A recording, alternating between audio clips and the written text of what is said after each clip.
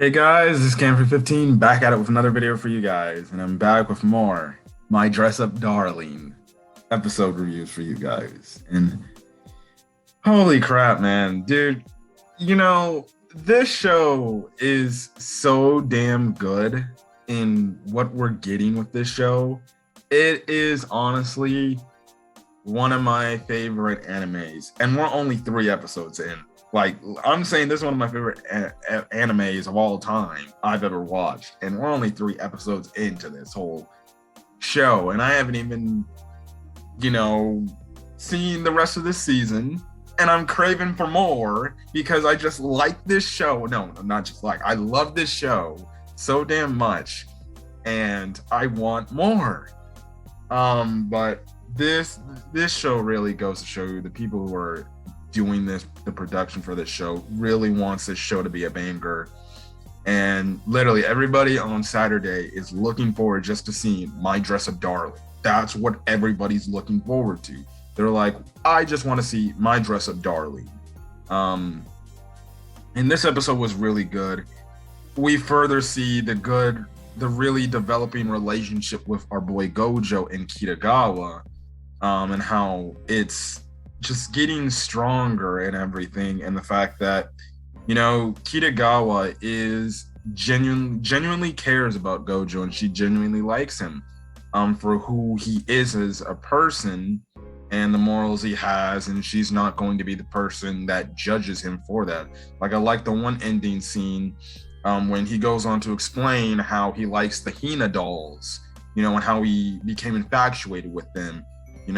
She understood that completely, and he even said, like, listen, it's not to say that these other cosplayers you're showing me aren't pretty and beautiful.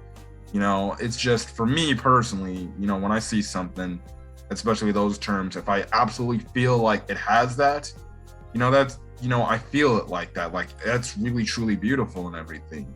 And I definitely liked how Kitagawa was like, I understand where you're coming from. I can totally understand. And hey, look, I have quirky things about me. I'm picky about some things too, and stuff like that. And the relationship between the two is so great, and everything. And I thought I was just gonna go in sequence of this freaking episode of what happens in this episode. But technically, an overview of this episode is essentially where Gojo and Kitagawa go to the store to buy the cosplay items they need. I think, honestly, I don't really need to use my notes I took for the episode and just really talk about, and just really psychologically talk about just the relationship between Gojo and Kitagawa. Honestly, when I take him back, like, you start the episode off, with Gojo having essentially a freaking wet dream, and getting, hard off of Kitagawa in his own dream. Listen, I'm not to say that other guys probably haven't had that before. You have a dream about a girl you like, and it's something almost to God sexual.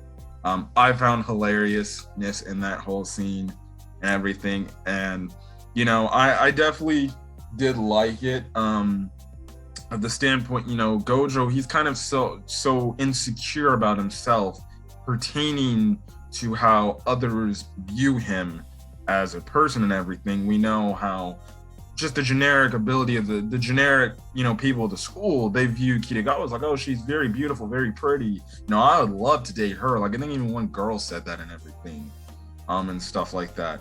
And, you get the whole thing where Kitagawa was talking to him at school and everything. He gets introduced to her friends and everything. And our boy Gojo, he's kind of like, oh, hey, what's up?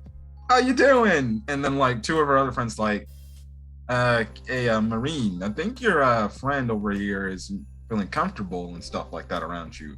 I don't know if you're like weirding him out or something. And obviously they're both like, oh no, we're not. We're best buds up in here.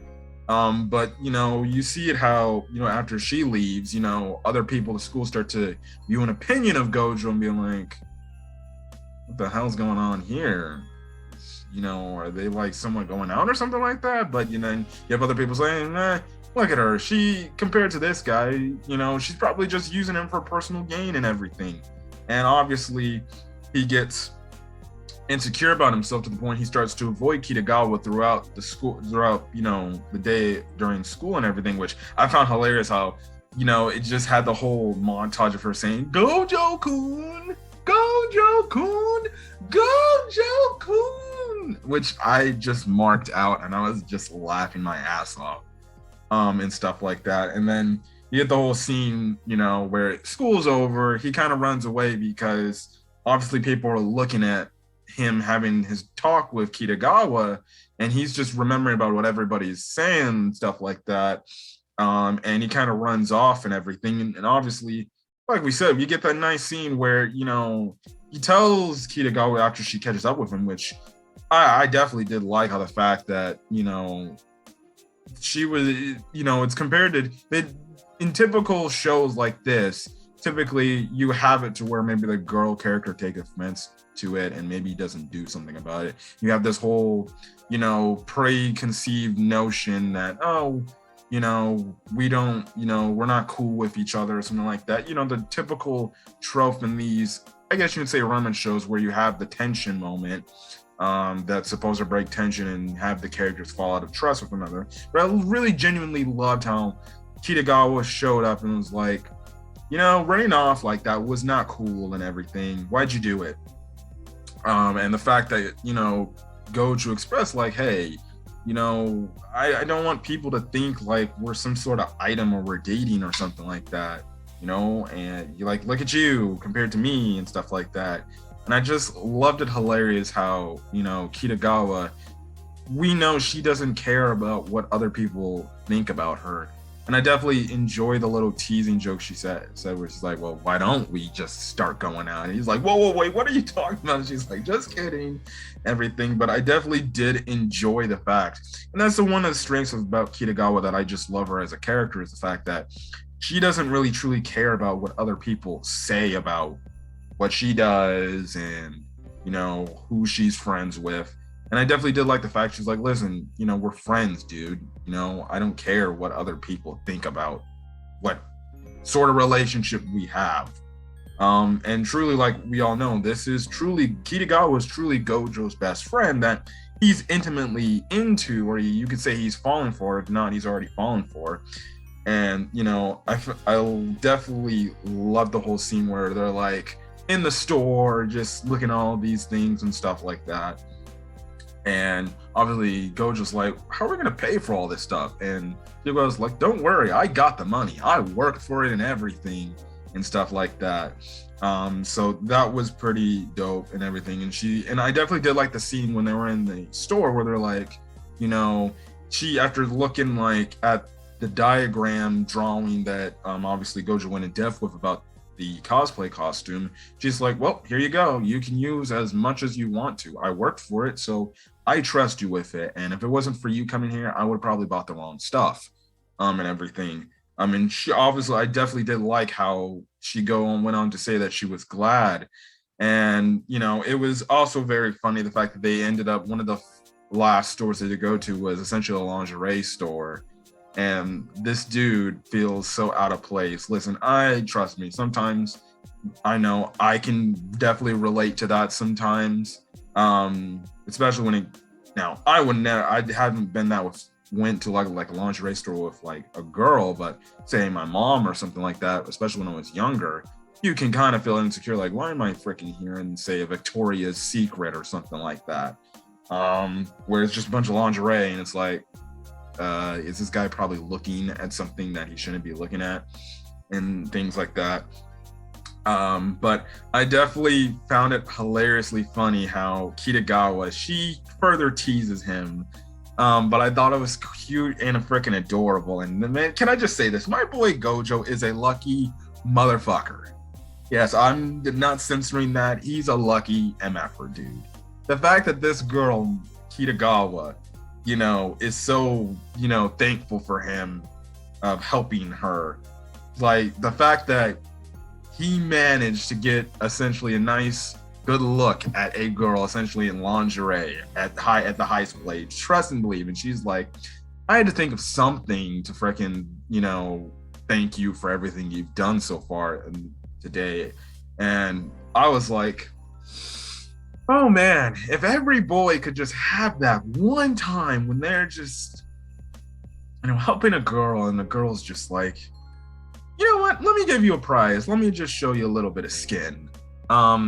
Which I definitely did die of laughter when she's like, unless you want something sexier, I'll definitely do that. I'm like, I don't know if this girl, I don't know if this girl was just playing with him or if she meant it, but I'm like, this guy is, I'm like, Gojo, you're lucky. You have a beautiful girl literally wearing lingerie and openly is like, so what do you think about this? And he's like, and obviously you're like, why are you showing me that? And she's like, well, I had to thank you for some sort of reason. And I thought that was funny, but at the same time, cute and adorable. But I definitely did like the last scene in this episode. Or actually, one more funny scene. I found it freaking hilarious. How they leave the ramen shop and you have this one lady just saying like, oh, look at that, high school kids. I'm over here working and these two are in love at high school. I wish I could have had that. I know I can relate to that too. But I found it hilarious how they're talking about, obviously, about the arrow game. Gojo brings up the fact about, I was like, oh yeah, about the part about the ejaculation and everything. Everybody in that line was like, what the fuck are they talking about? And the girl is like, why is she smiling about this? And I just, that killed me. That scene killed me. I had to watch that scene again because that scene made me die of utter laughter just hearing it. But going on to the last scene, my last thing of talking about this episode is the fact that I definitely did like the fact how, seriously, Marine is like thanking Gojo, like, hey, you went into all this depth and stuff, just for me, essentially. And I really have to thank you for that because, typically people just, say, hey, help me with this, and stuff like that. And I think she's coming from a heart of, gratitude, the fact that there's this person out there that's willing to do the research, actually take something I recommend and actually, put time and effort into understanding what I come from. And then it's actually paying off. And I love the whole thing between that. I definitely think it's going to be I definitely do think, like, slowly but surely, I think she likes Gojo, obviously, but I think slowly but surely she'll start to truly have romantic feelings from after everything Gojo's done for her and stuff like that. And I definitely did like that. And I definitely like the fact where she was like, no, it's cool. I bought, food for us. You helped me, so I feel like this is my way of thanking you. And, listen, already, it's already the start of 2022. Yeah, I know the anime awards are going on for, like, I think 2021, but my God. Jesus, if you could say next year, freaking anime awards, Kitagawa better win Best Girl Award because she's already, like, number one in terms of Best Girl we've seen. And there's a lot of Best Girl ability. She's, like, top 5 now for me. My goodness, I love this girl.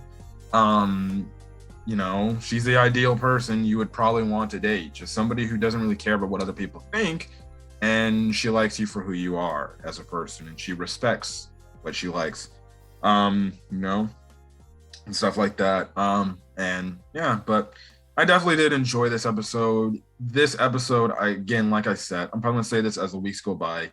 This episode, again, after watching it, makes me crave more My Dress Up Darling. Like, makes me crave more. I don't know what I'm going to do after this entire, season is over with. Like, my God, how is it going to be so hard not to resist maybe reading the manga? Like, I'm sorry. I want a season 2, like, for this by episode 5 announced. We need a My Dress Up Darling season 2 announcement. So yeah, but I definitely enjoy this show. This is my favorite show, Winter of Anime 2022. I know there's other bangers going on and stuff like that and other underrated shows, but this is number 1 on the list. I think that definitely everybody looks forward to watching. And I just can't wait to see more of this. So I'll be back for next week to do episode 4 review and stuff like that. But if you guys like the video, leave a like. Put in the comment section your thoughts on this week's episode of My Dress Up Darling, as well as hit the subscribe button to get more of my Dress Up Darling content, as well as any of the other Winter of Anime 2022 content. So other than that, guys, hopefully you guys have a great rest of your day or night of watching this video. Until then, guys, catch you guys later. Peace.